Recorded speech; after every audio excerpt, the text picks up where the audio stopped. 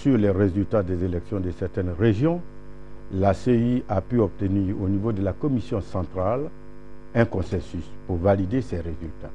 Et il reste que d'autres régions, quelques régions font l'objet de dissensions, de discordes. Et c'est ce qui fait le blocage de la CEI.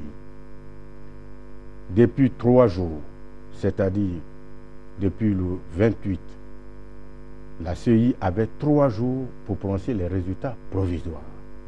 Le délai qui lui a été imparti est d'ordre constitutionnel. C'est un délai impératif. Ce délai a été expiré et la CEI n'a pu se prononcer pour donner les résultats provisoires. Ce délai a expiré le mercredi à minuit. Une fois expiré, la CEI n'est plus compétente pour se prononcer sur les résultats. Et comme les questions qui relèvent du contentieux sont du domaine du Conseil constitutionnel, relèvent de la compétence du Conseil constitutionnel, c'est le Conseil constitutionnel qui est habilité à se prononcer sur les cas litigieux. Dès cet instant, la CEI est forclose pour pouvoir annoncer des résultats. Nous avons écrit à M. Bakayoko, président de la CEI, dans ce sens, et nous lui avons évoqué le droit de révocation qui nous permet de nous saisir du dossier et de statuer avec sérénité. Vous l'avez dit, la CEI disqualifiée, les résultats seront donc proclamés par votre institution. Est-ce qu'on peut avoir une idée précise de la date? Tout à fait. Une fois que nous nous saisissons du dossier, nous examinons les requêtes qui ont été introduites au fin de l'annulation de certains résultats de certaines régions et nous allons ici, dans quelques heures, nous allons essayer de statuer sereinement.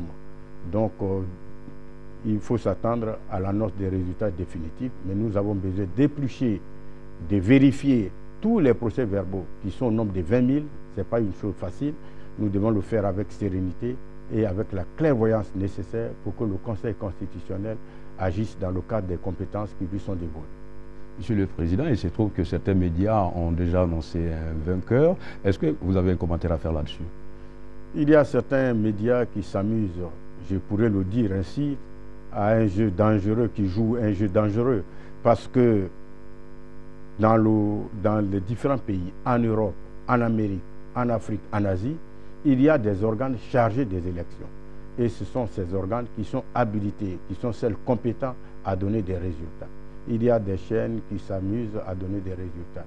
Les Ivoiriens doivent considérer ces résultats comme nuls et non avenus. C'est le Conseil constitutionnel seul.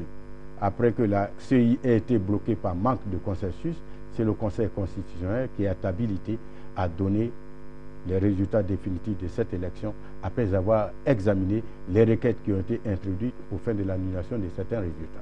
Monsieur le Président, si vous aviez un message à lancer aux Ivoiriens, lequel sera-t-il? Nous disons aux Ivoiriens, surtout aux Ivoiriens, de rester calmes, de ne pas se laisser emporter par des rumeurs ou des intoxications. Nous sommes dans un état de droit. Nous devons le répéter à souhait, comme dans tous les pays du monde.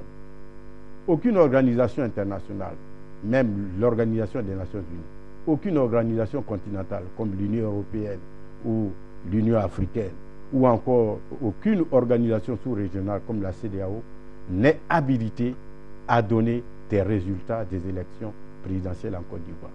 En dernière minute, au finish, c'est le Conseil constitutionnel qui peut le faire. Et nous disons aux Ivoiriens d'être sereins, d'être dans l'attente dans quelques heures des résultats qui seront proclamés définitivement par le Conseil constitutionnel.